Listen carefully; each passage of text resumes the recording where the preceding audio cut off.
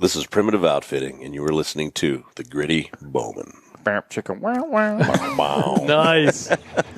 And I'm not standing on my high horse saying I shoot a self-bow, because there's no way in hell I'm shooting a self-bow.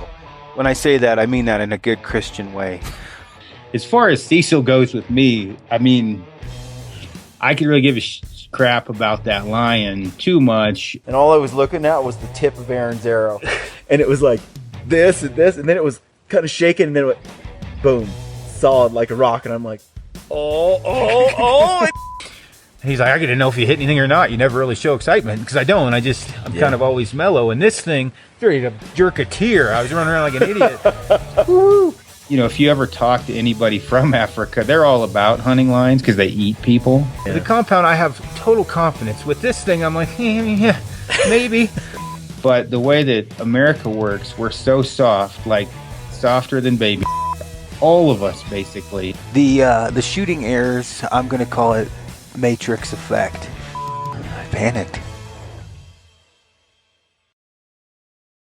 And at this point now, I've got a turkey, a bear, and a mule deer. But I've also been deflated in every way possible. And this thing's it's a yacker, as Ryan would say. Because you yak after you missed it, and I about did. I was talking to a few of my buddies, the stick bow calculation. You got to add inches if you shot it with a stick bow. I panicked. All right, folks, welcome to the Gritty Bowmen podcast. We are coming at you live simultaneously from Evergreen and Lakewood, Colorado. I'm at home. I'm in my new crib. You're in your new crib. I'm in my my fancy sunroom, which is a little chilly this time of year, so I'm bundled up a little bit. And if anybody doesn't think this Vortex hat is cool, something's wrong with them. My wife tells me I had the Mountain Alps hat on when we started, but Brian said I looked like a billboard, so I took it off. But I don't know how many pieces of flare that our contracts require us to have on, but this is too many, so I pulled it off. But we love our Mountain Ops. In fact, I'm drinking some now. But my wife keeps making fun of this hat, Aaron. What is your official thought on it? I mean, seriously. I think it's festive. I do too. I mean, and nobody else is making a hat like this. No, probably not. It says something about a person, you know? You're confident in yourself is what it says. Yeah. So, this is cool. We're going to cover, we're going to talk about, well, weapons. See, here's the thing, folks. I was just talking to my buddy Dwayne last night.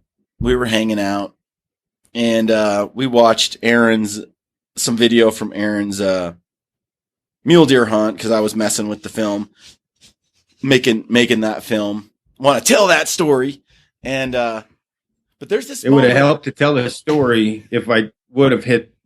So just to interrupt, Brian, I shut the freaking camera off, thinking I hit record, thinking it was on, and then I would shut it off, and I'd be talking to myself like, oh man, whatever, and then I'd go to turn it back on. But every time I turn it on, I turn it off. Yeah. So Aaron sat down. Which is counterproductive. Okay, I'm going to do this.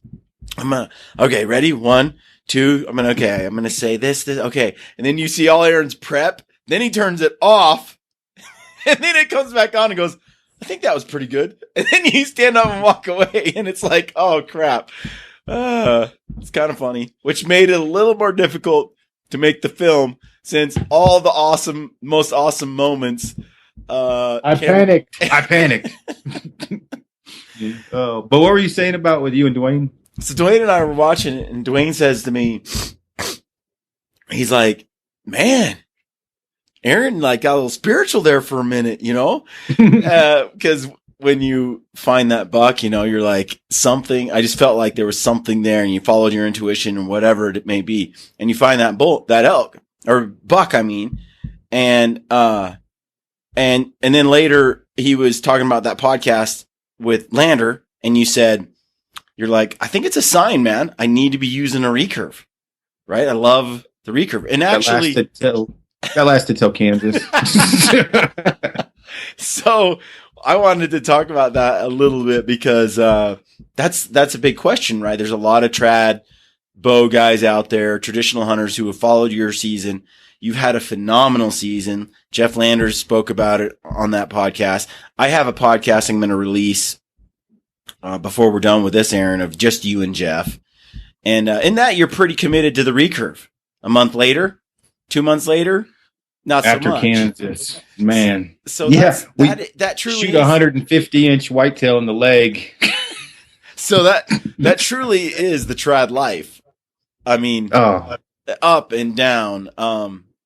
But you pulled it off, dude, on an epic scale. No, I did. I had a good season, but man, the Kansas thing with everything going on in my personal life as I'm sitting in the tree stand for hours and hours and hours. And I'll just real quick what happened. I snort wheezed a big buck in, and he came in pretty hot and heavy through the, I don't know what you want to call it. It's not tag alder, but the scrub brush stuff. To my right, banked straight at me. And when he banked straight at me, he cut my track coming in and just started looking around. He got to 11 yards looking right at me. And he couldn't, and obviously looking for a buck. And he banked right again. And I was going to shoot him then when he banked right, but he took walking. So I just got the bow ready and he was walking away. He banked left. I assumed he was about 25 yards. When he banked left, he took a few steps. I grunted at him. He stopped. And I shot. It was a good shot. Whitetails are fast. Right when the arrow about halfway there, I'm like, I just crushed 150-inch 8-point. And then he starts to drop and whirl. And I hit him right in the shoulder leg area. And he took off like Usain Bolt, cleared a fence by a couple feet. There was a high fence. But I watched, and he's bleeding good. And I watched, and I thought, well, I could have got to the heart, right? I'm like, where the arrow was, the height of the arrow. I'm like, maybe, and then I see him walk for 400 yards, and I'm like, well, that pretty much takes the heart equation out, right? I didn't hit him in the heart. The maybe's gone. And so knowing on all the animals I've been on that we're in this situation, which is a few with buddies. I'm like, I'm assuming I'm gonna find a bed with coagulated blood and no deer. And in Kansas, it's not like you just hop a fence onto somebody else's land and go look for your deer. I mean, they got to lay you. So I got on it, and you could tell every step there was a lot of blood on the one leg.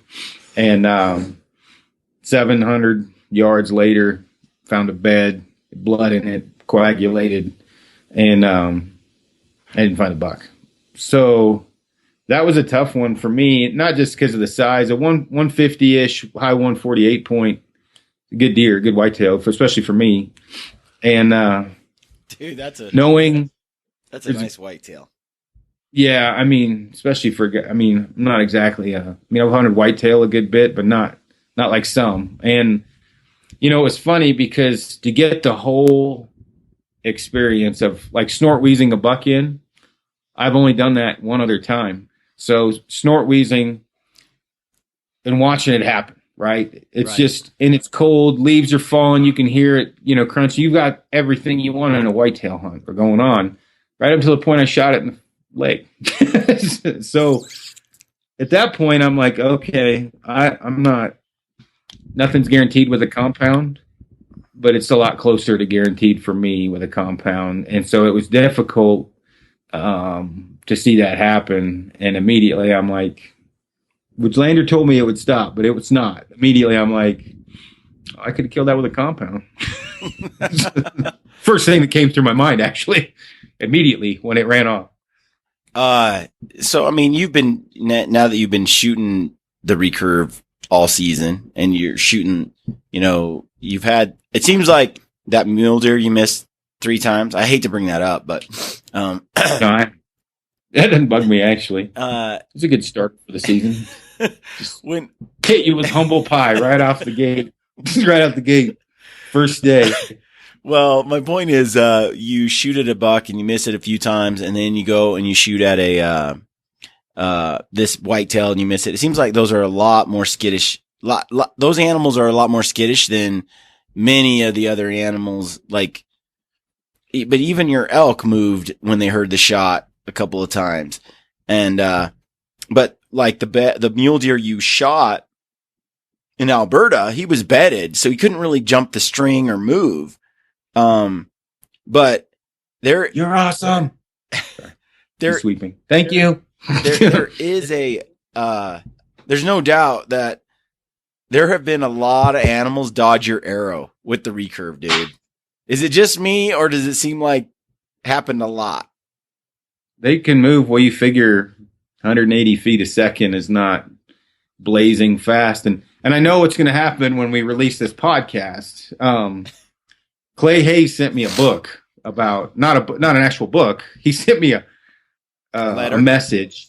Yeah, just at the end of it, it said, just get used to not shooting anything. You'll be better off. Basically. And Clay's a great guy. He basically was like, you will be better off without the pressure of actually having to shoot something, mentally, right? Like just, accept it. Well, I'm not very good at that, for one. So that's probably not going to happen. But I should stick with it. Yeah. Now that's just one of probably 300 that I've gotten about sticking with the trad bow. And when you weigh things out, it's funner shooting the stick bow. It is. I mean, you shoot everything in camp, you can fling arrows. It's more of a challenge. But at the end of the day, for me, no matter what anybody says, it's not as effective as a compound. If you take a Tenkara rod and you put that against anything else, the Tenkara rod is far behind a fly rod, a spinning rod, or what. It's meant to be a challenge. And at this point right now, I just ordered a Carbon Defiant 34 with all, I ordered a bunch of fixings to go with it to set it up. And it, with what we've been talking about, we're going to do a little bit of everything. Hunt with the stick some, hunt with the compound some, and hunt with a rifle some. And go ahead. So why, Aaron? Why would you not just shoot the recurve all season? Oh, because I would like to kill stuff more frequently, and I don't want to wound anything. Talk about that for a minute. First, Ryan Avery bought. I'm going to get the shirt, okay, and go over the whole story of the struggle stick. Controversial. This shirt. Yes. This shirt is pissing some people off. I've seen the way some people feel about it. Yeah, one sec. Let me grab it. And honestly, Schneider, rightly so. I mean, it has some negative connotation to it, but it's also sort of truth. It is truth, and that's why it's funny. But it almost can trivialize something. But I think it's more like it's not trivializing the situation as much as it's just admitting the truth of it. So what you have here is the struggle stick T-shirt. You have the bow hunter and the elk, and if you look closely, there's a few arrows below the elk and one right over its back.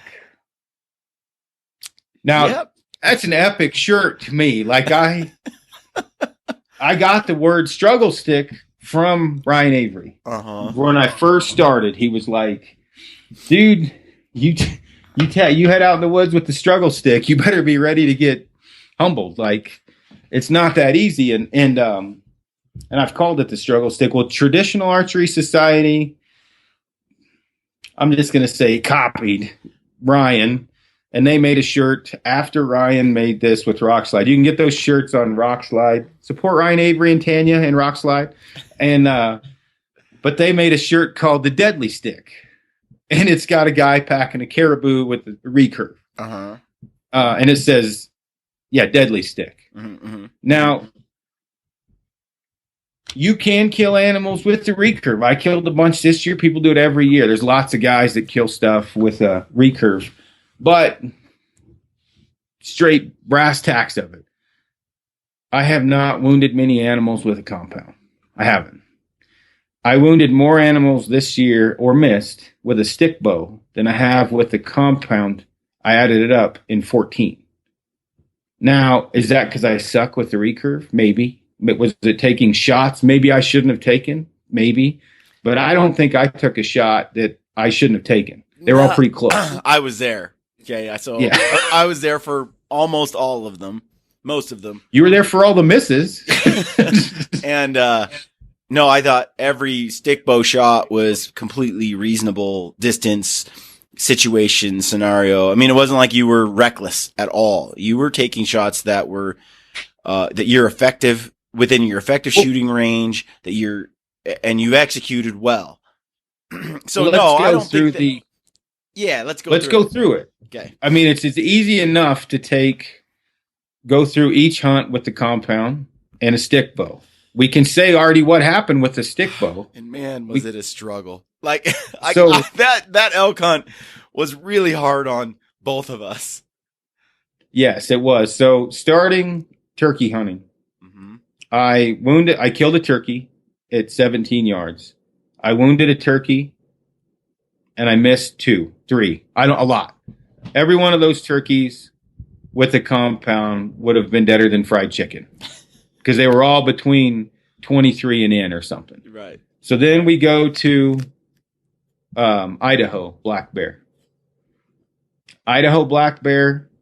The bear came out at 65 yards. I stalked in to feet. It ran up at 18 yards and I shot and hit that black bear. Now, with a compound, I could have shot that bear from 65 all the way in. You know, I may have had a little bit more trouble acquiring the target when I was so close because I got a few feet away from it and then it ran off and I stopped it and I shot. So right now, we've got the turkey and several misses, black bear I wounded. Then we went to BC.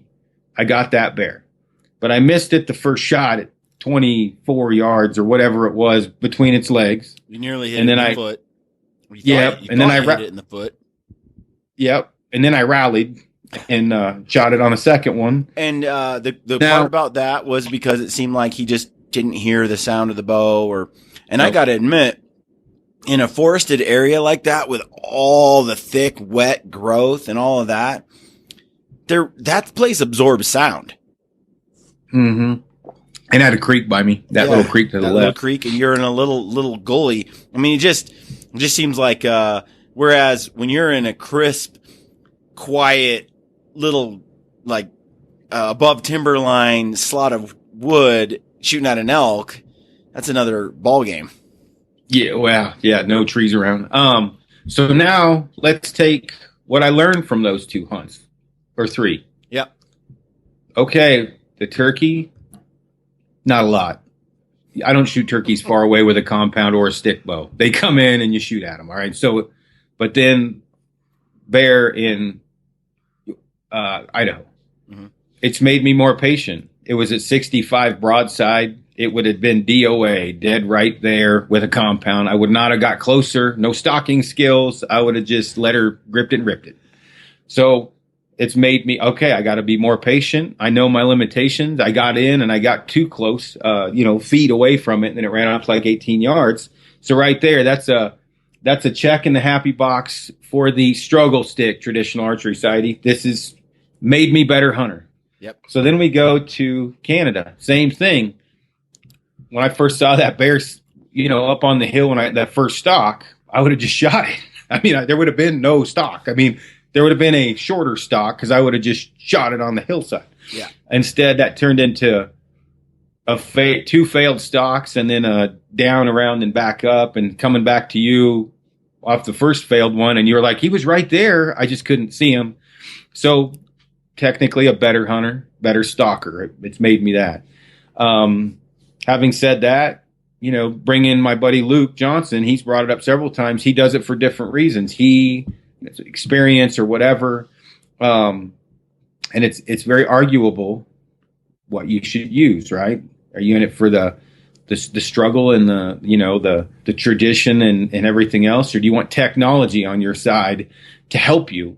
And whoever says a compound doesn't help that much is also lying. Like, you've got draw stops, peep sights, pins, stabilizers, release, squishy rest. I mean, you got everything, right? Okay. So then we practice all summer long, right? I practice.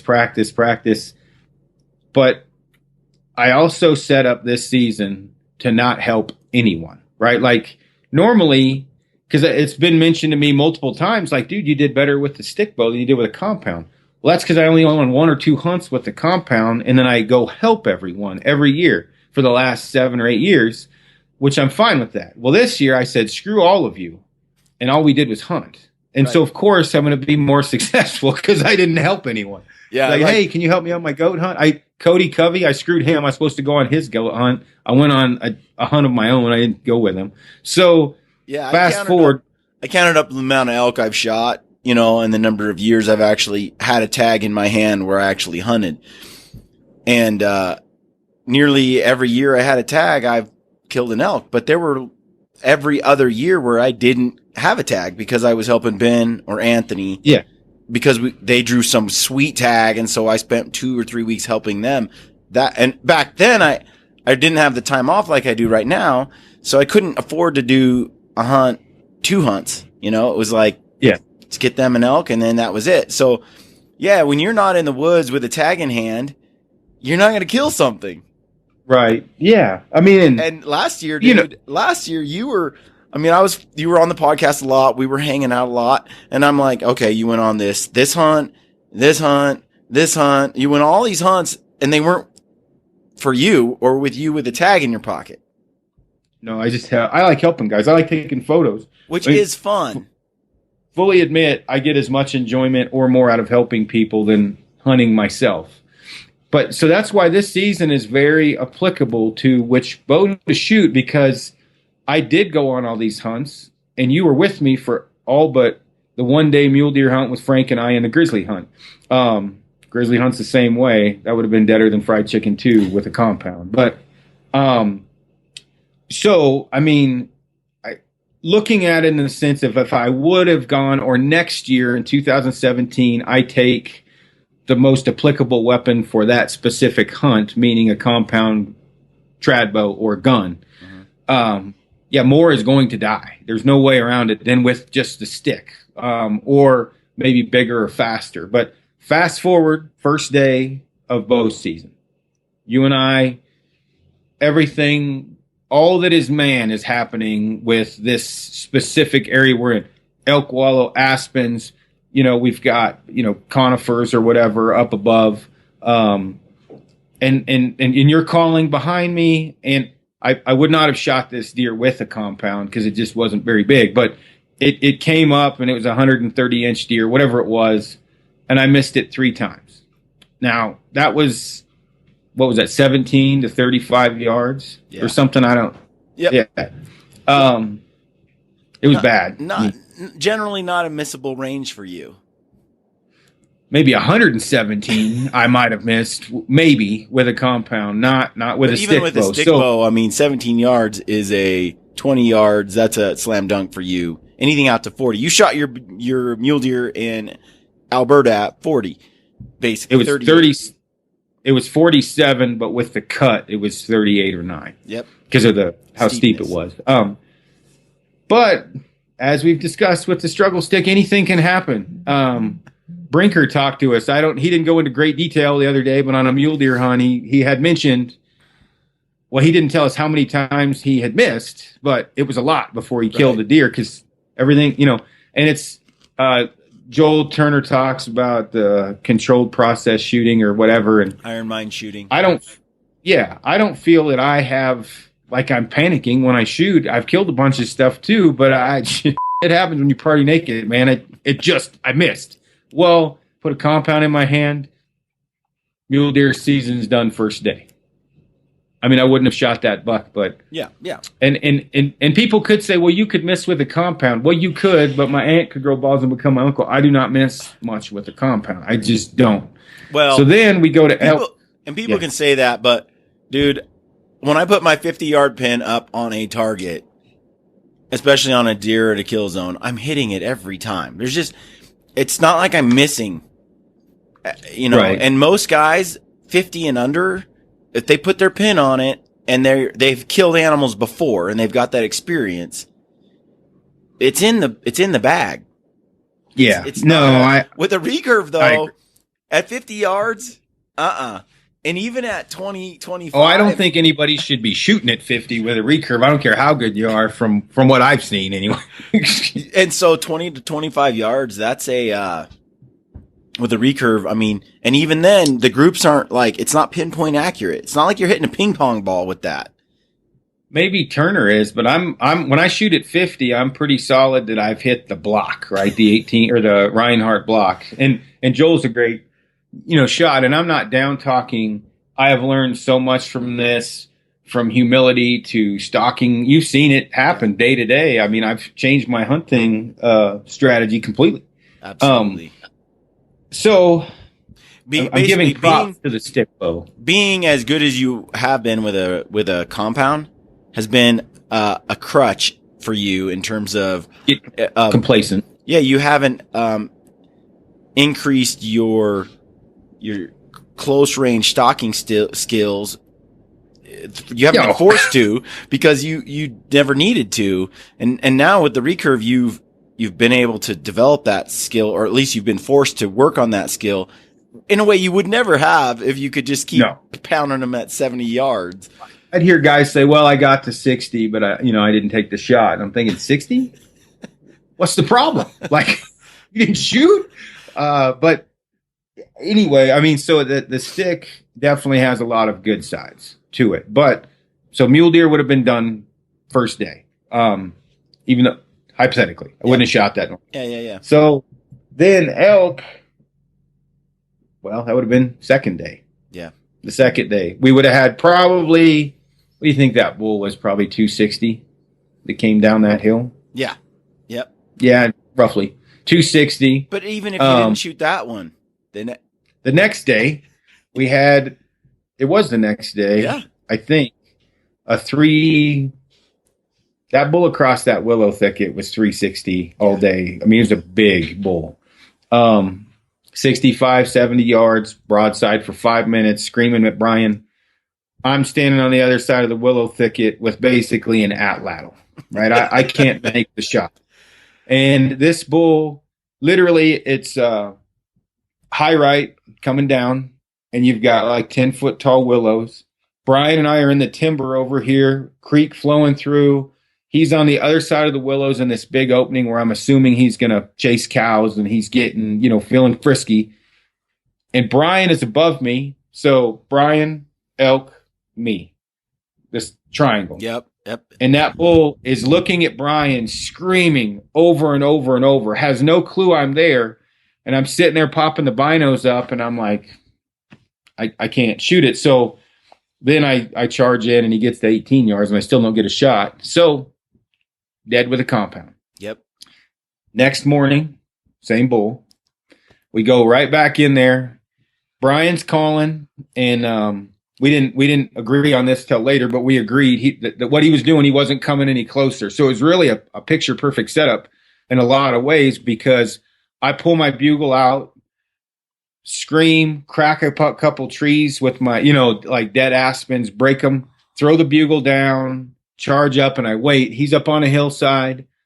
Normally, when I saw the ivories, I would have just drawn and waited, and I would have shot him in the chest, or shot him when he comes down. 24 yards or something like that. He was 28 is where he stopped. So he gets right to the edge, and there's a trail, and I was hoping he'd come down that trail because you were still cow calling. Yep. And I get my bow ready. He doesn't really ever look at me. He's looking for a bull. He wants to. So I'm like, keep coming. Well, he doesn't keep coming. But he stands there movement and gives you a shot, but you just can't take it. Well, I was worried he would have blown out, right? Mm-hmm. Where with a compound, guaranteed, I would already been at full draw. I can hold that thing back for 2 minutes, right? So he turns around and walks off, and I do it, yeah, and he stops at 40. He's dead again with a compound. I don't even need to range that distance. Like, and then he out my dreams and walks up the hill. Yeah. And then we go and mope and go up the hill, and I'm like, this sucks. So then that night, we had more elk come in that night, that bull. Now, I couldn't have killed that with a compound because it was closer to you. I went on the right side. But the next morning, and I may be off on days, we get, what? We probably had 45 bulls around us. Yeah. Within 800 yards. They were bugling, screaming, and coming into the calls. Yeah, and I left Brian, and I probably would not have shot the bull I shot that morning, the one I wounded, with a compound. Not where we were at, and not because you want a bigger bull. I would have got a bigger bull. Yeah. Usually for me, I can hold out for a little while, unless we've seen a big one, like that big one in the willow patch. Mm-hmm. I would have kept hunting that one with you. You were calling, and I would have waited. And any big bull, and you've seen some of the big bulls I've shot now. I've shot some big ones, but I'm not usually holding out for too long. It's usually we found one, or one just happened to be where I saw it, and I'm like, oh, I'll just go over and kill that one. Well, this unit we're in, lots of bulls. But the moral of the story is everything would have died so far with a compound in my hand. So I wounded that one, follow it, run into 18, 20 bulls bedded in this one pot, trying to figure out where mine is. There's another 18 to 20 bulls or 15 above those. Yeah. You have bulls all around you. And again, I have an atlatl. That bull, anyway, not good. So I mean, basically on this elk hunt, you would have tagged out at multiple points in the first, few days, which then I would have tagged out also. Yeah, for sure. It was just such a target-rich opportunity, and there were so many opportunities with the compound. But it's ironic that you wouldn't think, that you would be that hamstrung by a stick bow, that it would make that much of a difference. Well, and maybe some of it's my inexperience with the stick. But to me, I think it's more just the limitations of a stick. No. I think it's 100% the limitations of the stick. And until you tried it and done it, and you realize how many people are unsuccessful with the stick bow, then you start to realize how difficult it really is. But this is a cool discussion because there's a lot of people out there that want to take up the stick bow, that might have different expectations for the stick bow. Honestly, Aaron, you were pretty optimistic going into the season with the way you were shooting before the season started with the stick bow. Well, my effective range stopped by half, basically, for most animals, because of the how quick they can move. Yep. Meaning, obviously, the mule deer was bedded, so it was my point on's 38, and I shot that, but the thing that I have found, and we have lots more hunts to go over, but I had found at that point, or come to the realization, is that it's making me a better hunter. It is testing every bit of patience and everything else I have, plus my will, right? It's testing like my desire. Like I couldn't just grab a compound. I didn't want to. I wanted to finish out what I've started. But it took a lot of mental toughness or whatever. Yeah. Oh yeah, because I was ready to pop smoke if you like with that big buck in Alberta that ran off. That's the only time in my life I've ever yelled at an animal as it ran away. And I was about ready. If that thing wasn't machined, I probably would have snapped a wooden bow in half over my knee. And I never get like that. I don't ever get like pissed. So anyway, then we in between that, we come back. Right. And Frank and I go out for a mule deer hunt. Now, in this case, the stick is a better, it made me more patient. And I can say that without a doubt. I end up stalking within 5 feet of a mule deer in its bed. Now, would I've done that with a compound or a stick? What I think probably would have happened. You wouldn't have done it with a compound. No, it's taken that shot. Yeah, go ahead. Oh, no. This year in 2017, I would do it. But if you would have just left the stick bow out of the equation and what I learned up until that point, Yeah. I would have hung back at 30 yards and threw a few rocks or done something stupid, and it would have stood up and I would have shot it. Right. Where with this 30-mile-an-hour winds, I'm like, well, you've seen photos. Like, I get to 8 yards and I'm like, I've got to 8. I might as well get to feet. Like, I can't miss. And in my mind, I'm like, I shoot this thing at 5 feet. I can't miss. Like, not can't, but probably not. So I end up, you've seen the terrain out there. Oh, yeah. My foot, when I shot it, was 5 inches from that buck's velvet at the top of his antlers when I shot. Was literally that much difference. Would I have done that with a compound? Now, yes. Then, no. If you would have just put the compound in my hand. Right. So you wouldn't we have shoot stopped that. That close. That's what the recurve. That's the benefit of that recurve. What it did for you.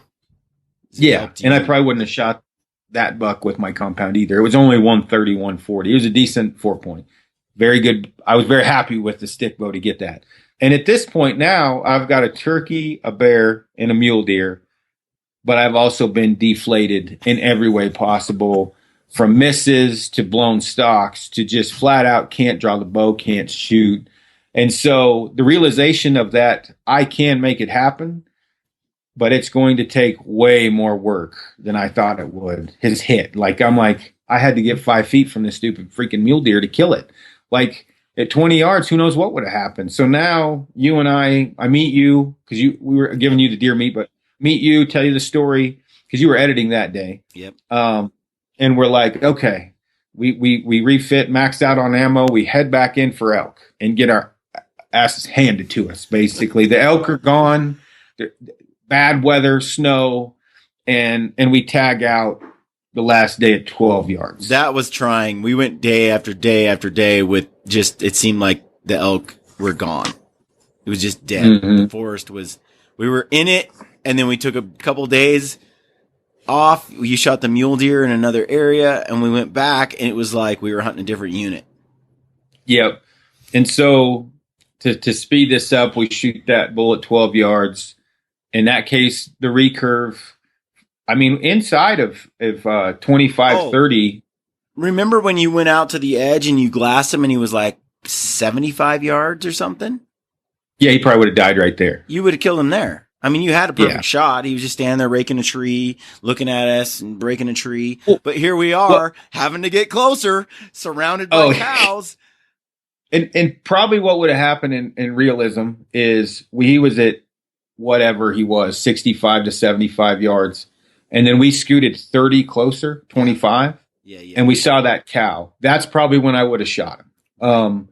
Because we had so much to hide behind. Like but either way, that's an even better deal, right? 45, 30, 50. Yeah, that's done deal with the compound. Yeah.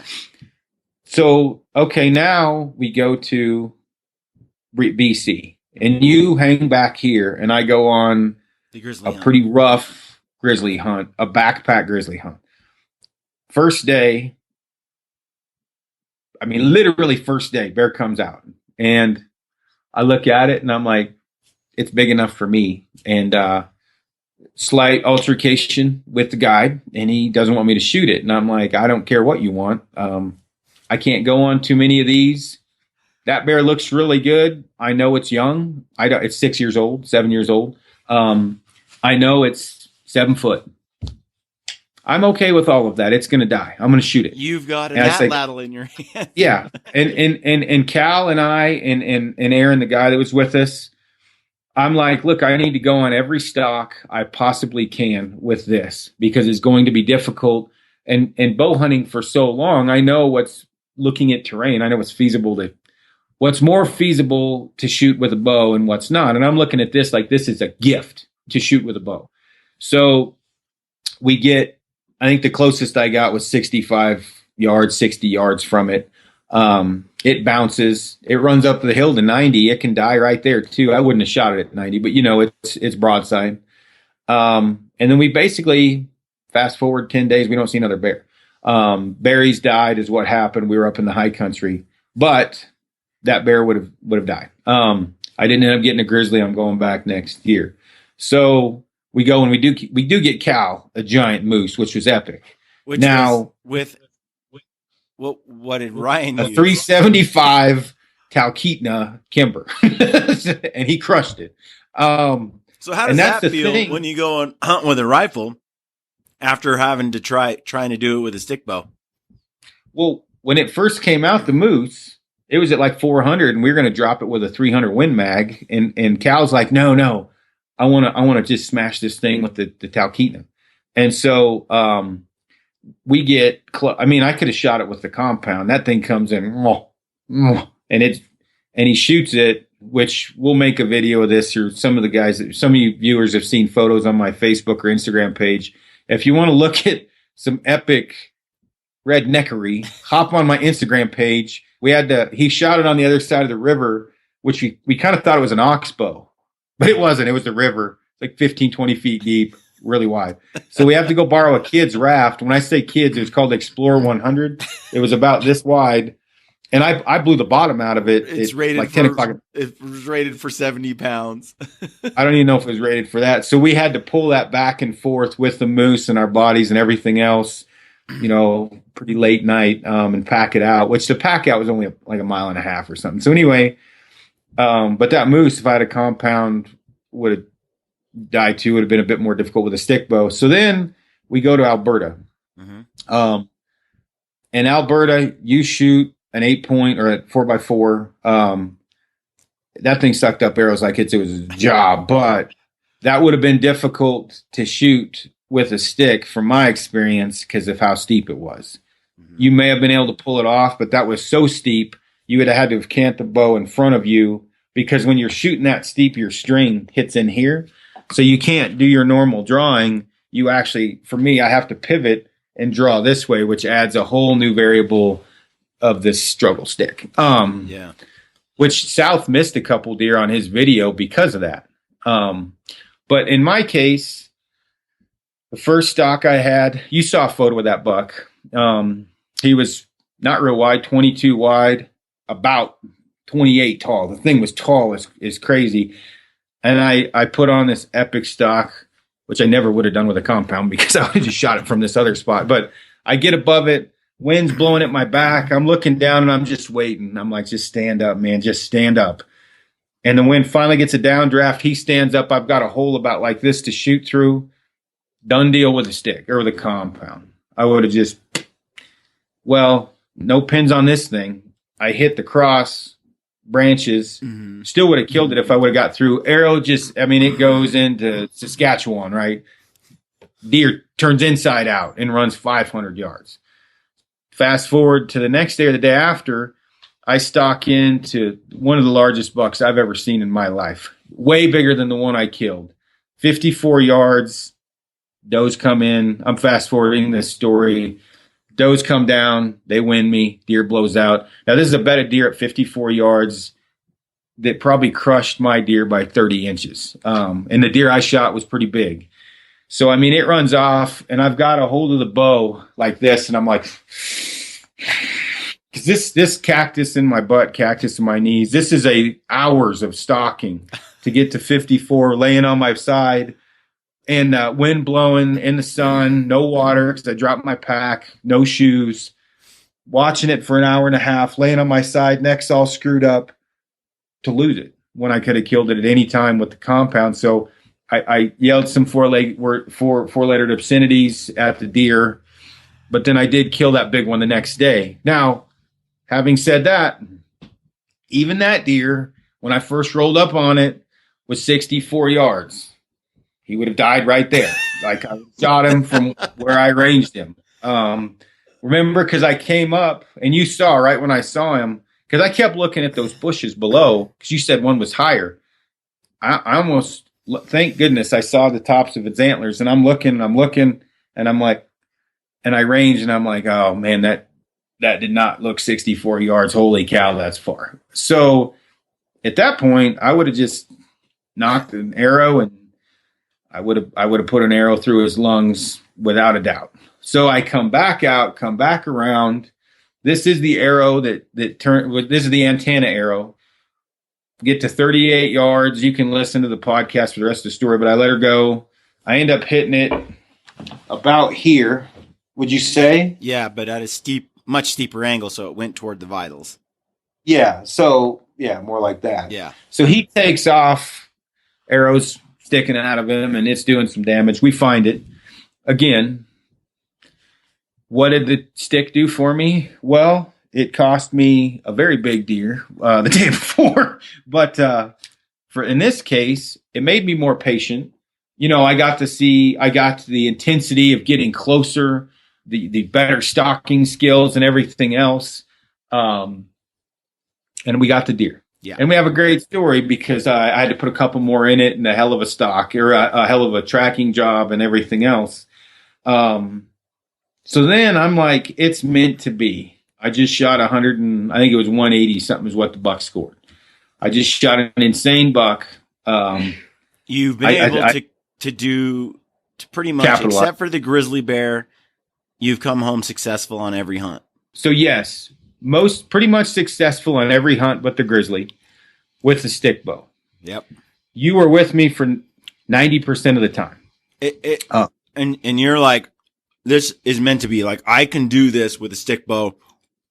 This is a highly rewarding when it does happen. I can do this. That deer I shot is about roughly 14 to 16 inches bigger score wise than any buck I've shot with my compound. So, beautiful. I mean, I'm like, yeah, maybe it's meant to be. How we found the deer when Dwayne was talking about me getting spiritual when I had to put the second arrow in him. And let's just, Aaron, honestly, the stick bow has a majestic nature. Yeah, and a primitive feel and a back to your roots and a truly like simplistic, you're talking feathers and a stick and a string, and it's so romantic in a way too. And it's funner to carry, I can tell you that. Yeah, and to shoot, you walk around shooting crap all day long. There is and so, there's no doubt it's a fun weapon to shoot and carry and use. It's unbelievably fun. And when you shoot something like this buck with that equipment, there's a different feeling. Rewarding. Yeah, there's a different feeling of reward that comes with that. Yeah, and by far. I mean, even the elk, which I shot, which is mid, out of all the elk I've shot, is bulls anyway, is mid. It's an average elk. Well, you got to add. I was talking to a few of my buddies. The stick bow calculation. You got to add inches if you shot it with a stick bow. I mean, anything in Pope and Young that's shot with a stick should have, which is another podcast in general, but it should have guided asterisks for private land, asterisks for, I basically, landowner tag, stick bow, shot at 1,400 yards with the 300 Lapua, 338 Lapua, whatever. But so now I'm Governor's like, okay. tag. Yeah, whatever. Yeah, exactly. So now I'm like, okay, meant to be. I think I'm just going to shoot this thing. So then we go to Kansas and I shoot that deer in the leg. And I'm like, okay, I'm not very good at wounding and I'm not very good at not getting an animal. Now, the not getting an animal part is all hard work. We've proven, especially with help, you can get it done with the stick bow. People do it every year. Some people not so much as others, but I mean, you can get it done every year. I stacked the odds heavily in my favor this year to succeed. And obviously mentally we were able to stay in it and keep hunting and keep going, not just give up. Now, and time. I had a lot of time off.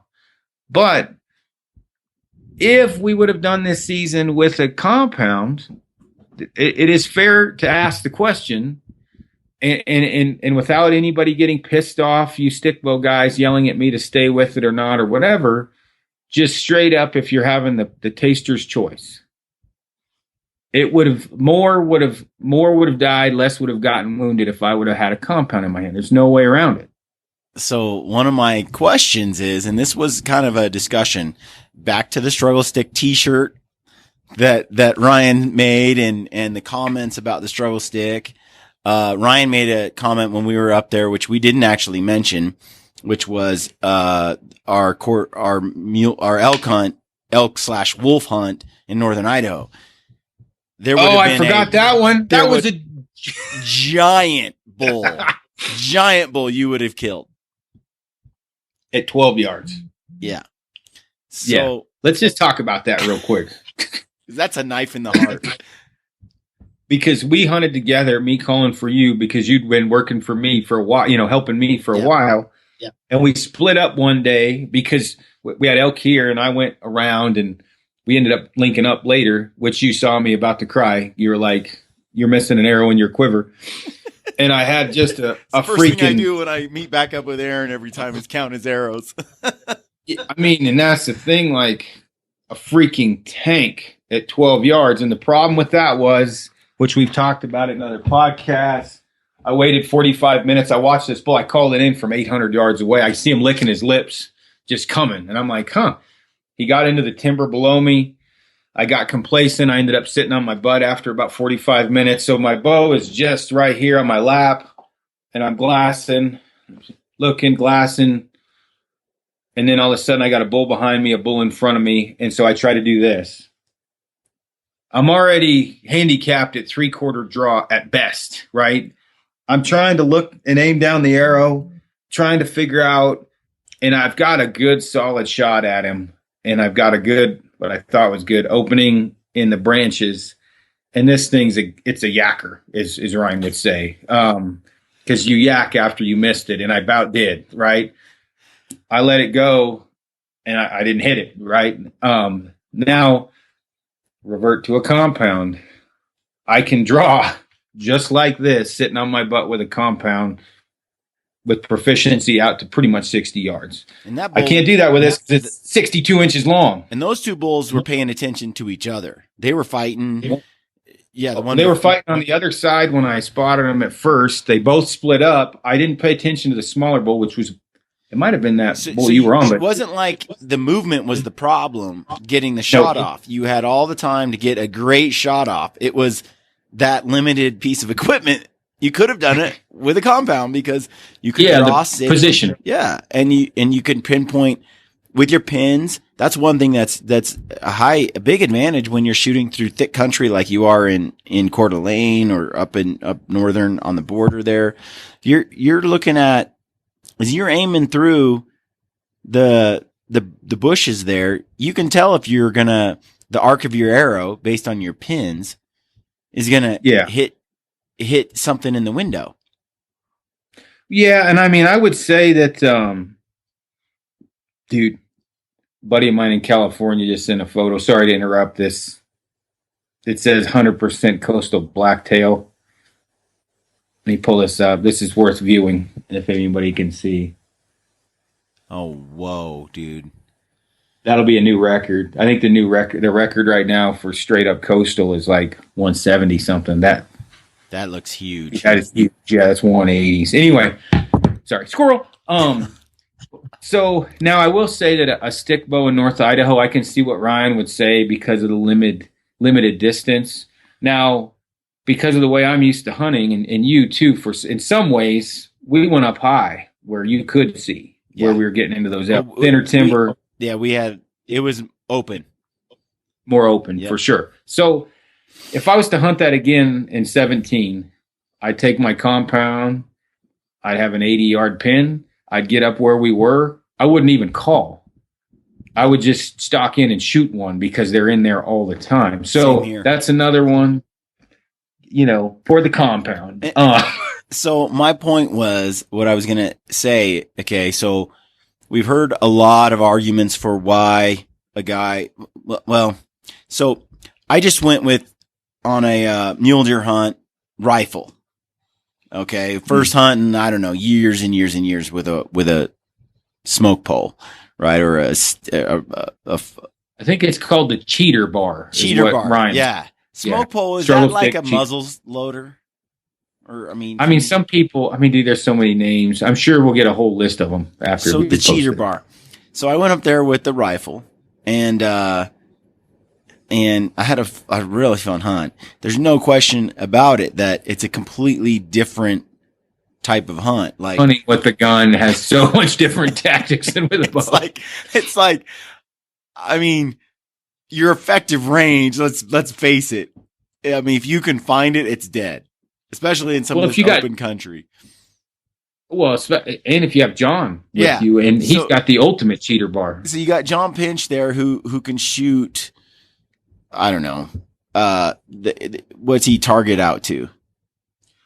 Couple thousand yards. I mean, there's, you don't want John shooting at you inside of a mile. I can tell you that. Okay. He can shoot. So 2,000 yards is insane. But let's say 1,000 for, okay. Let's just say 1,000-yard shot is, so this gets me into this question about ethics. Yeah. And this is where I start to get really like twisted up about some of this stuff, the way people treat a long range shooting situation, but praise the recurve. Because I think it'd be very arguable to decide who wounds more animals, the long range shooter or the recurve shooter. Am I wrong? No, but I mean, we're going to get blasted for this, but Avery shot, for example, at elk last year, and a guy, you did a podcast with him, I think, older gentleman, shoots a recurve. Greg Munther. Just blasted Ryan to hell in the handbasket. I love Greg.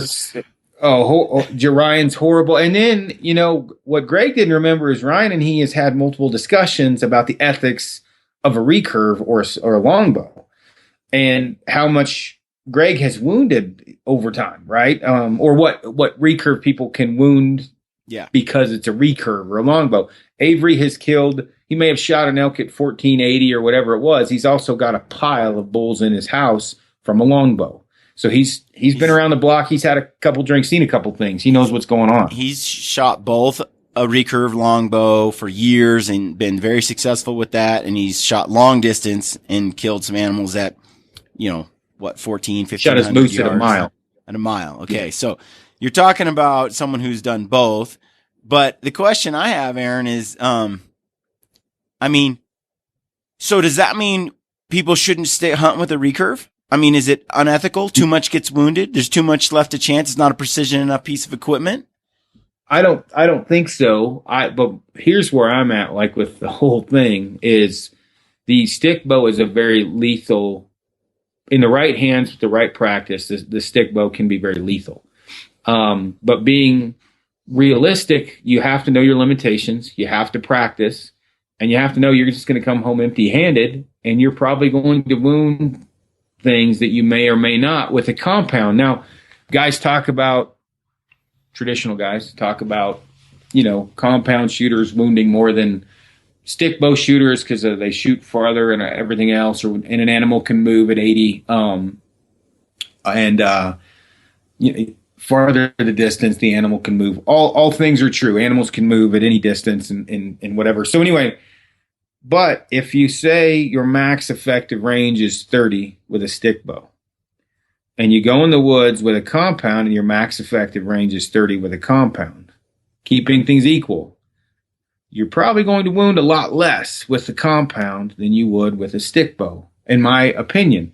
Now, you're probably going to have a lot more fun shooting the stick bow, and in some cases, it will reinvigorate your archery career. Like, I was kind of tired of shooting a compound bow. Yeah. I shot it for years, and I'd gotten to where I don't really need to practice as much, and it got me back into archery. When I say that, meaning it got me excited to shoot a bow. It got me wanting to go to the range and wanting to shoot.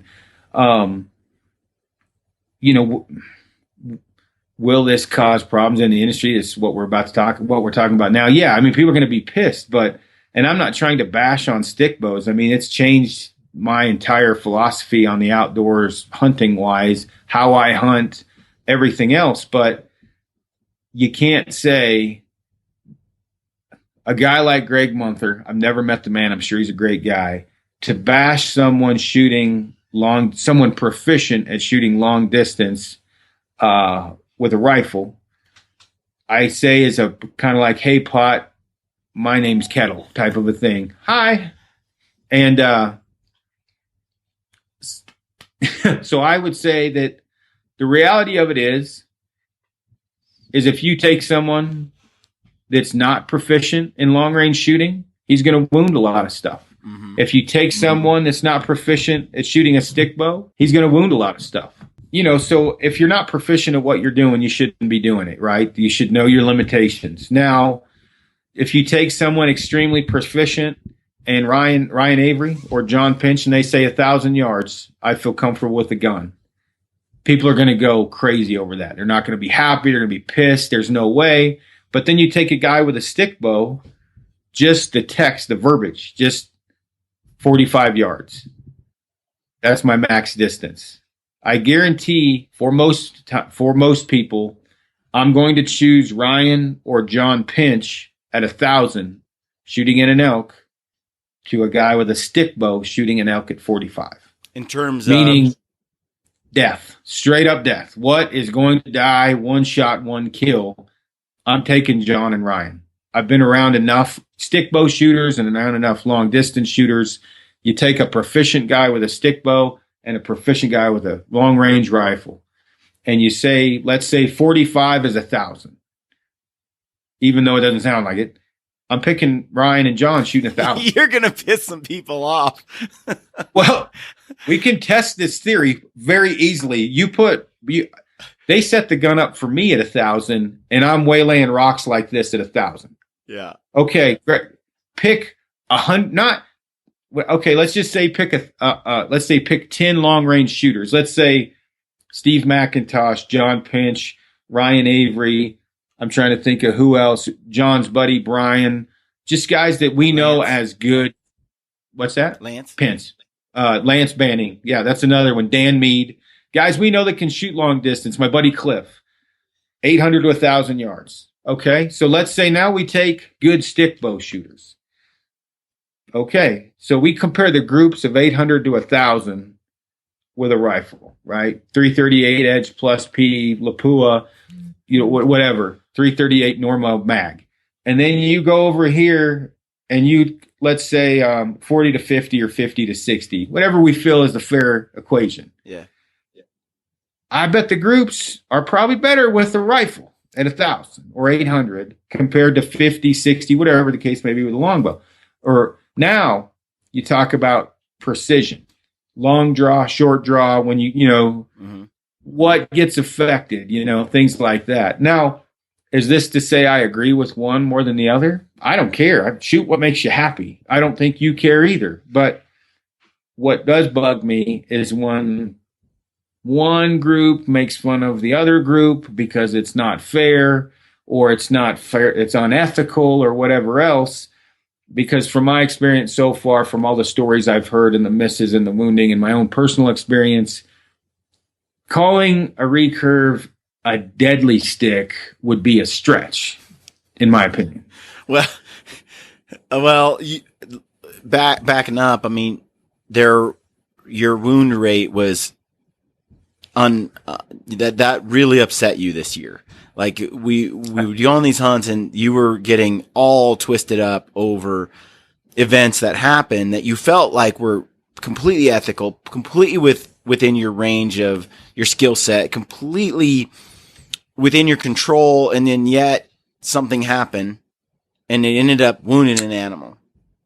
The elk was 28, I think, broadside. It might have been a little bit closer than that, but I would say I practiced enough to 30 and in was realistic, and I wounded it. And then the whitetail, same thing. And plus some misses.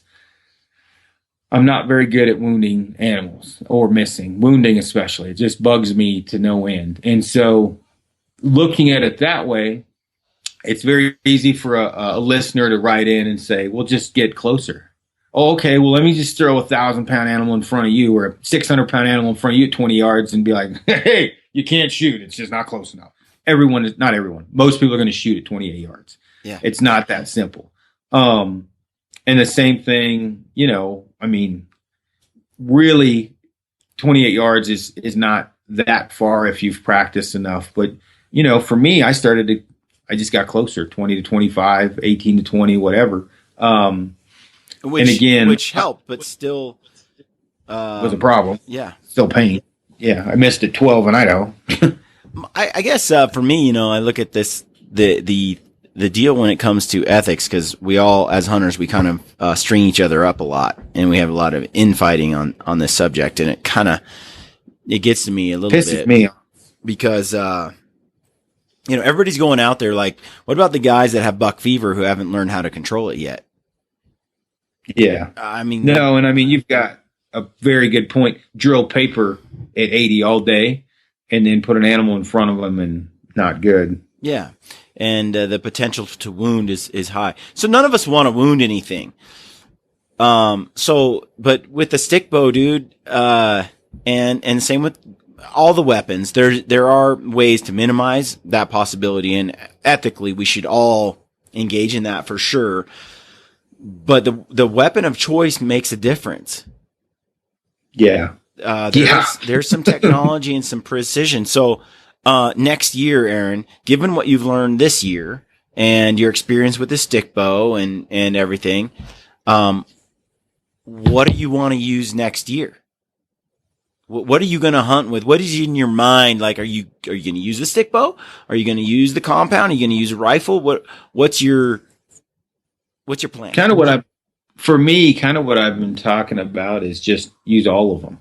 Is pick one for each specific hunt, right? Like, I don't mind hunting elk with the stick bow. It was probably the most challenging, but I can tell you if I hunted high country mule deer, I'd like to have a compound in my hand. Just flat out in Colorado. Alberta, yeah, I'd like to have a compound in my hand. Black bear in BC, recurve would be super cool. And I think for me, it may take one more season to find out, because I don't know what it'll be like for me with a compound in my hand now, because I've had to I've had to evolve when I picked that thing up. Like, I had to become different, a completely hunter, because normally I'm like, well, you've seen me. I can stalk when I know I need to stalk, but being overly quiet, everything in the middle is not me. I'm louder. Because a deer would stand up at 60 and then I would just shoot it, or an elk.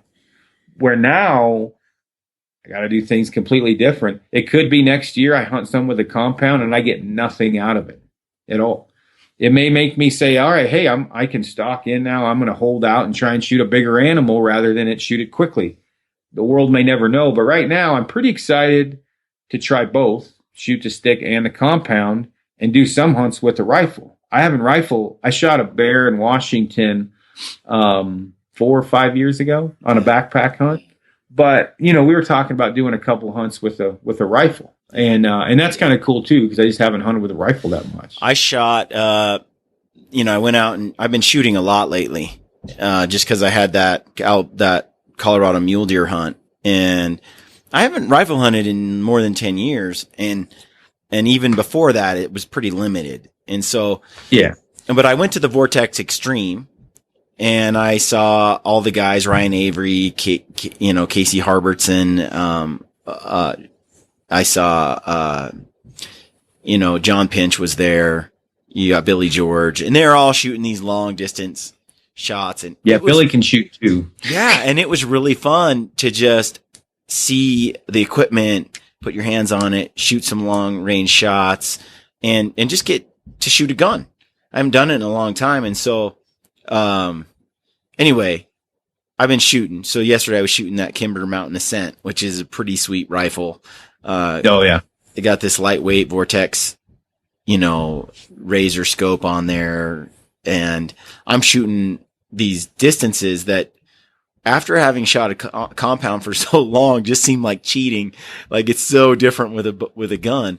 But it's a different kind of hunt though too. So on that 4th season Colorado mule deer hunt, I would have shot any buck that had antlers that was like a few years old with a compound. But with the rifle, I'm sitting there going, hey, let's get close. Or Well, you passed up a big buck. Yeah, let's because I could just pick one and shoot it. I don't want to just do that. I want to find one that is older, bigger, whatever. And then it extended my season too. Like I could hunt into the late season with some of this other equipment. Well, and that's the gun that I'm looking at getting is that Mountain Ascent as well. Clay Lancaster with Nahani Butte and NWT Outfitters, the guys I went up with and screwed around with a couple years ago. He raved about that gun to me. He's like, you got to get the Mountain Ascent, whatever. And we may end up using Kimber this year.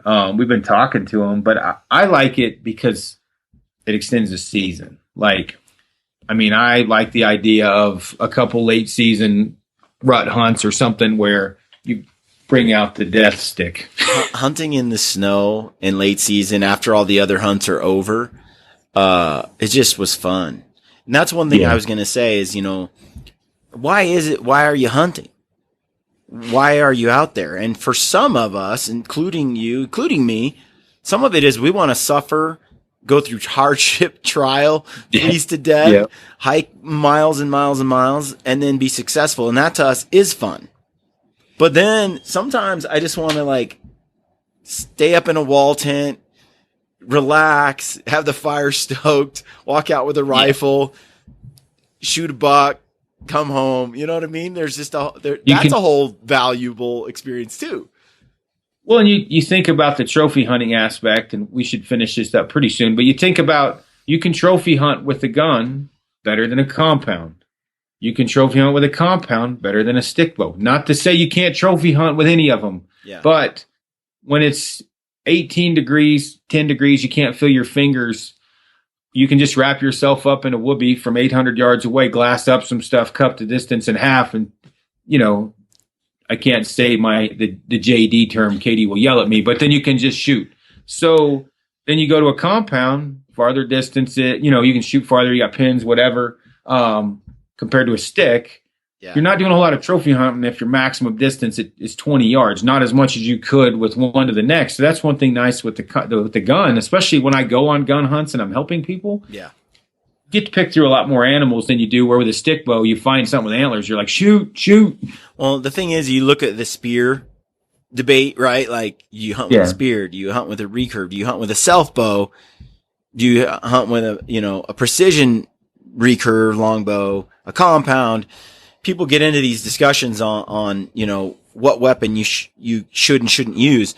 And it bothers me, like on the spear debate, when people were saying it's just not ethical to hunt with a spear. It's just a weapon that should never be used for hunting. And, so then I'm like, well, I mean, based on some of that argument, then you should never be hunting with a recurve either. In fact, we should all just walk out with a 300 Win Mag and only shoot out to 100 yards. Yeah. I mean, it can get it can be arguable like that. Obviously, you and I don't agree with that, but when people start throwing stones, it's pretty easy to cast some big stones back at that person because nothing is perfect. Nothing is perfect. And I think, for me, it boils down to the experience that someone wants to have. There's inherent risk anytime you're out there trying to kill an animal that you won't succeed. That animal is trying so hard to survive. I mean, its will to live is just as strong as yours and mine, right? Yeah. It's going to fight you to survive. It means it's going to do everything it can to dodge your arrow, to get out of the way, to live, right? Yeah. And in that scenario, it's never going to be perfect. And if you use a spear and you get to 10 yards, and you whale that thing, how is that different than a recurve at, 15 and a gun at 300? I mean, it just, at some point though, I just feel like killing is killing, and you do your best. That's where the ethics lie. It's not in the tool you're using. Right. No, I agree. I think that if we were going to sum up the ethics debate quickly, you train physically as hard as you can. You learn as much about the animal as you can. You scout as much as you can afford to, right? You hunt as hard as you can without giving up. and you get as close as you possibly can that you feel comfortable with whatever weapon you choose, right? After that, it's kind of, I don't know if semantics is the right word, but it's arguable what's more ethical, what's not. I mean, is it more ethical for me to shoot an animal at 80 with my compound than at 40? I would say it's more ethical me shooting an animal at 80 than me shooting an animal at 40 with, compound to stick bow, right? I'm more accurate at 80 with a compound than I am at 40 with the stick. And that's just how life is. I mean, I'm in a paper plate at 80 all day, every day at 80. I am. Some of those groups, now I'll wing a group, the internet group is what I call it. That one time you shoot 4 arrows like this at 80, and then later on I'm like, man, I shoot groups like 80 like this all the time. I hear that on the internet. But paper plate at 80 is pretty feasible. Yeah. And I would bet on that. On an elk, that's a big, you got a lot of target there. It's hard to miss Right. at 80. Now I go to Different 40. than a coos deer, which has a kill zone like this, right? Like a grapefruit. Right. But then I go to 40 with the stick, and I'm pretty happy to stay inside that big insert, but I get some flingers, and occasionally I'm missing with the stick, and I can shoot pretty good at 40. Yeah. But I just think that if everybody just tries not to be dickheads and just support hunting and support what someone's doing, like in the sense of, I don't want anybody to hate me if I go on a couple hunts next year with a compound, but I also don't want to hear we got some about us. I wounded that elk and we kept hunting and we had some turmoil with that. It wasn't a mortally wounded animal, but either way, it's like I did as much as I could possibly do to be ethical this year. I feel hunting with a stick. I practiced more than anyone I know. I learned as much as I possibly could about traditional archery as I could. Yep. And after that, physically, we trained like madmen physically. We set up game cameras. We scouted. We did anything and everything we could do to be ethical and successful. If someone does that and wants to shoot animals at 70 with a compound rather than 40 with a stick bow or 60, yeah, there's a boundary where it's too far. But if 60's a guy's maximum range with a compound, I don't know why you would begrudge him for shooting a compound. And I certainly don't know why a compound shooter, even though I used to do it, would talk crap about a stick bow guy that chooses to shoot a stick bow. Now that I've done both, a stick bow will make you a better hunter. I think it's going to be more of a challenge. It's certainly going to humble you more, and it definitely brings you more. I don't know what the word would be. It's majestic. It's you're more in tune with the animal and the outdoors. When I hear a guy say, I would never shoot, that animal at 30 yards, with whatever piece of equipment, and make a judgment call and then say, something like that was not ethical and I would never do that. Most of the time what I hear is the person saying, I'm a better person than you are. I'm a better human being than you are. And you're a crappy human being. I'm better than you. I mean, it's sort of like it's climbing on that high horse and it's like, I'm just a better person than you are, man. I mean, that's just what I'm saying. And so sometimes I just think, you got to withdraw that judgment a little bit and not be so myopic in your viewpoint on all things. Just recently, in Oregon, someone proposed this deal to ban baiting. Yeah, it's baiting. Yeah. And it's kind of interesting discussion because a lot of times when someone comes on, and that's a topic I want to tackle with you when it comes to baiting, because I'm not against it. And your comment about we're not master baiters was not that sort of confused people. But I'm not the best at baiting. I don't know as much about baiting as others. Yeah. But when I think about the whole baiting topic, that's a discussion to get into another time, because just my opinion on that, with like some people who say you shouldn't do that, they don't hunt whitetail in Louisiana or blacktail on the Oregon coast or some of these places, or black bear on Prince of Wales Island, where I know a lot of people do it. And but I think, again, the judgment there, when you haven't been in those shoes or hunted in those areas or been around those animals, the judgment around, what weapon you should be using or not using, that stuff just, thing as hunters, we got to stick together a little bit, and all that, and be a little more open-minded. And just because you don't want to do it doesn't mean it's wrong. Well, here's we're at like 140, but here's a guy that pays for a private ranch to go hunt.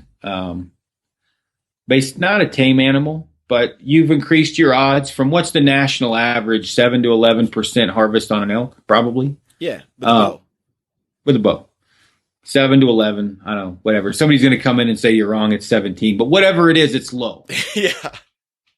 But then you go pay to go on the hill ranch. That went from 7 to 11 to what, 90% chance? Right. 100? Yeah. Okay. So I would class that, if you take it down to the black and white of it. When you bait, you're bringing your success from 7 to 11 to a higher level.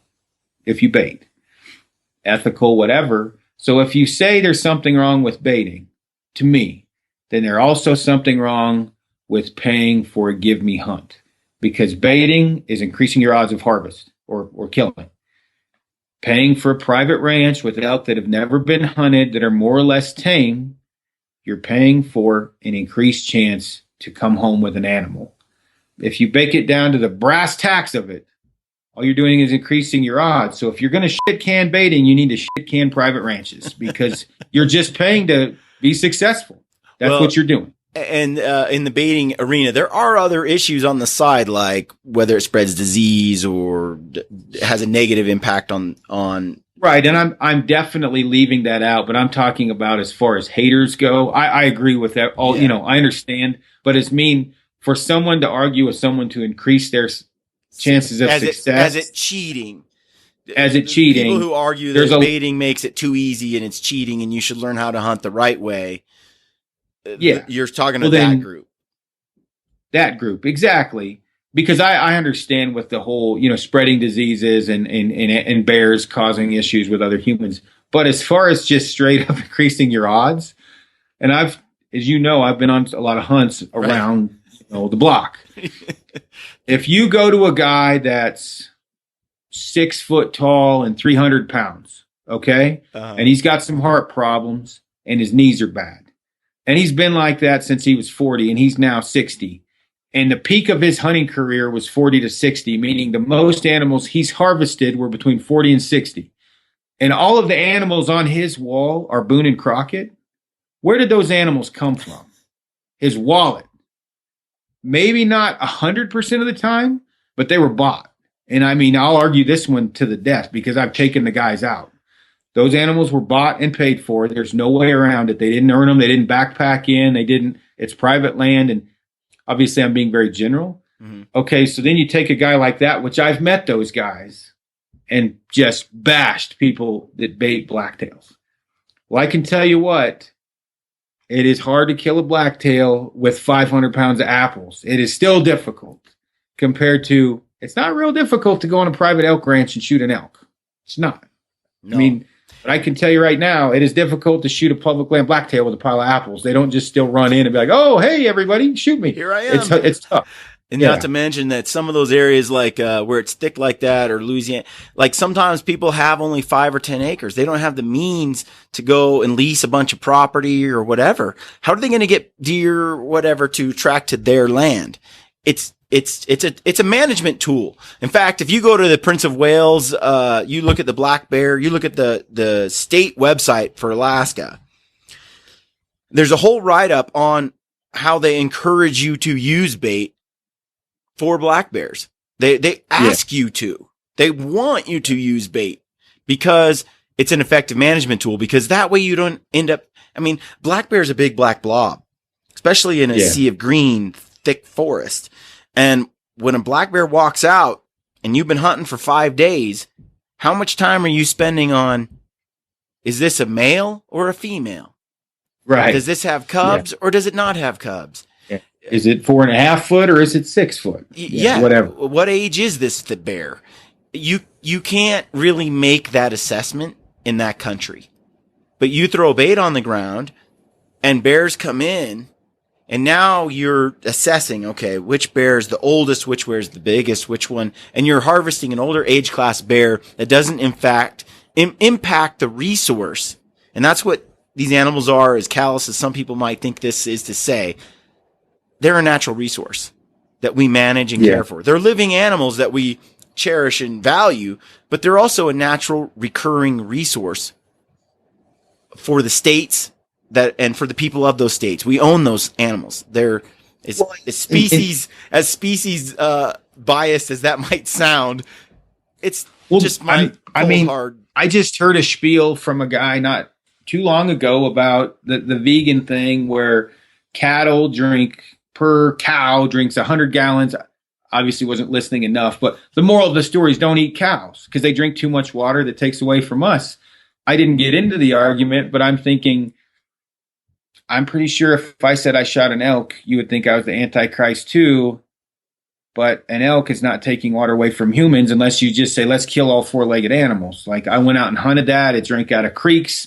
There was no man-made, cattle troughs, aqueduct, whatever the hell it is to feed a freaking cow, right? It was nothing. I shot it off the land. So the whole spiel about with vegans about don't cattle is bad. Okay, does that mean elk is really good? Or just don't shoot any animal? I mean, when you're hunting that, an elk hasn't taken anything away from a human like a cow has. No. I just think it's one of those things where it's easy to judge and we're quick to judge, but I think that there's a lot more that goes into it. And so spend a little more time talking to the guys that you disagree with to get their side of the story. I have to throw this out, and maybe my viewpoint on this is way different, but it is okay to wholesale slaughter animals that eat out of a trough fed from a freaking dump truck. I mean, basically live in a pen, and some fat dude is just shoveling down red meat, but says don't bait. Well, those cows come into a bait one way or another, and they're slaughtered wholesale. So look, asshole, don't eat beef then, because you've baited that thing in. But God forbid you can't bait a bear. And if somebody said don't bait bear, I really don't care. I just like to go hunting. But my point is don't be the pot calling the kettle black. Like, as we have giant sections of land for cows, and the poor cow comes in with 4,000 other cows, and they stink and they sleep in their own shit, and then they come and eat out of this long, basically trough of corn. Yeah. I mean, there's not a whole lot of difference from baiting a bear. And that thing gets a steel spike through its head, a stainless steel spike. Well, the bear does get to live. Well, the other comments that sometimes get to me is when a guy says something to the effect of, learn how to hunt. Like Native Americans, they get a stick bow in their hand and they go out and they follow that animal and they stalk it and they kill it. Hunt like that. Then you go and do that, and they're like, hey, that's not ethical. You wound a lot of things that way. Don't do that. Or all the death threats I got from my bear. Exactly. But when someone says, learn how to hunt like that, what makes people think Native Americans didn't bait animals? Well, I can tell you, just I ridiculous. Like the deadfall, right? Or trap them. Yeah, that's what I mean. Like the deadfall for grizzlies, it's a giant chunk of elk stuck to the end of a stick. And when he bites it, the log falls down and pins him to the ground with spears on it, and he dies. Well, that's from Native Americans. Does that mean it's okay if the Indians did it? Because I'm going to go start setting up deadfalls right up I-70. Right. You can't categorize it like that. Indians have been trapping animals for as long as we can remember. So trapping, we have this romantic idea that they just went out and it doesn't take much for a human being, including an Indian, to go, if I throw this bait out, it'll probably attract an animal to it, and then I'll shoot it. They're there to eat and move on, right? They're not like on some moral high road here. They're doing what's practical. Surviving. Yeah. Yeah. So to me, it's again, they're all management tools. The animal's dying. one way or another to feed someone.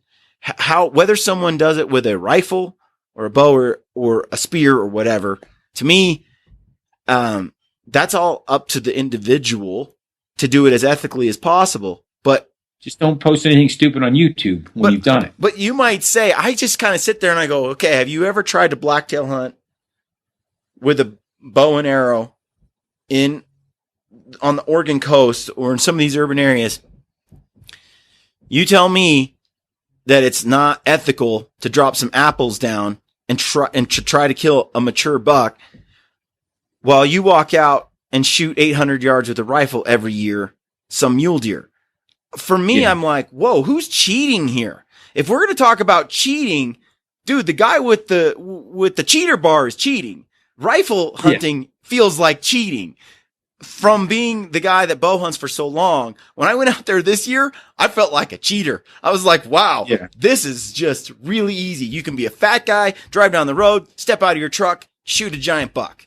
You can't do that with a bow and arrow, man. We're not discriminating against fat guys. Or rifle hunting. I'm just making a point that before you cast stones at the dude doing this over here, I don't know. It just gets to me. No, I agree, but before we see any other squirrels, for me, before I get bashed about the Tradbo compound, back to if you need reinvigorated to a kickstart into archery, going traditional is a good way to go. If you just want to have more fun when you're hunting, it is more fun with a trad bow. To me, by far, it's funner. You can shoot it all the time. If you just want to try something new, I think the trad bow is great. I had a great time with it. I'm sure I'll have a great time with it next year too, but I cannot say that I'm just going to shoot the stick next year. I'm probably going to do both and reassess for 2018, because if I do both, I'll know. Because right now, believe me, I got back from Kansas. I ordered a Carbon Defiant, and I'm like, Evan, get that thing out to me right now. I'm going to get it set up, and I'm going to shoot both. So what are you going to use on our Alberta whitetail hunt?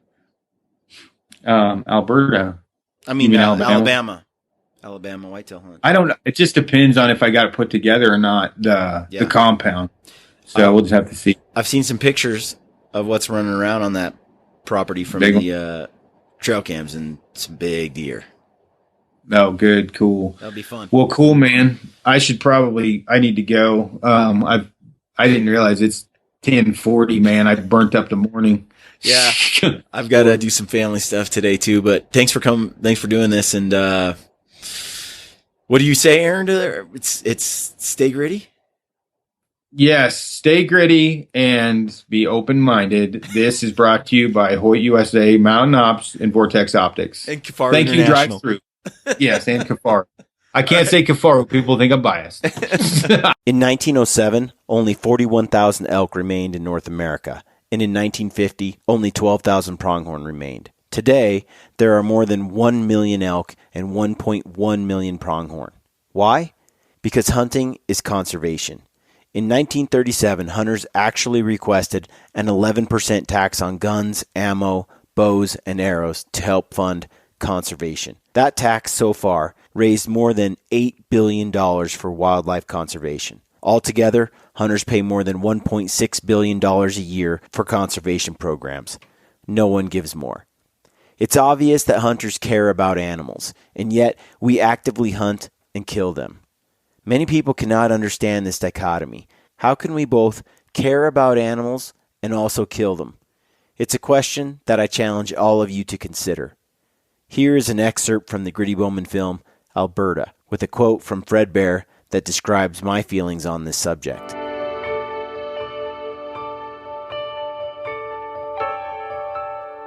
The first shot on this buck was fatal, and it cleanly pierced his vitals, but he didn't go down. I hate to see animals suffer, and when possible, I will always shoot them again if I have the opportunity.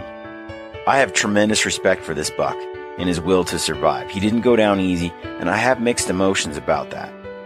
At times like this, I am reminded of a quote by Fred Bear, which somewhat describes my thoughts on this matter.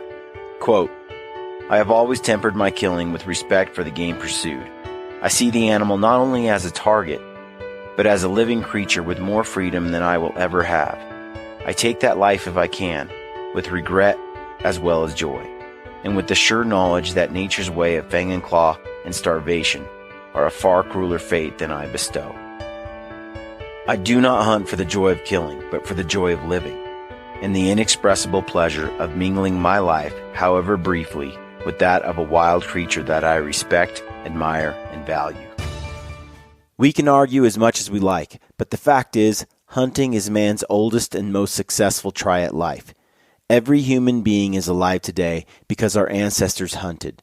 So it's a relatively new phenomenon for people to regard hunting as a cruel and frivolous activity that has no worth outside of personal gratification for the hunter.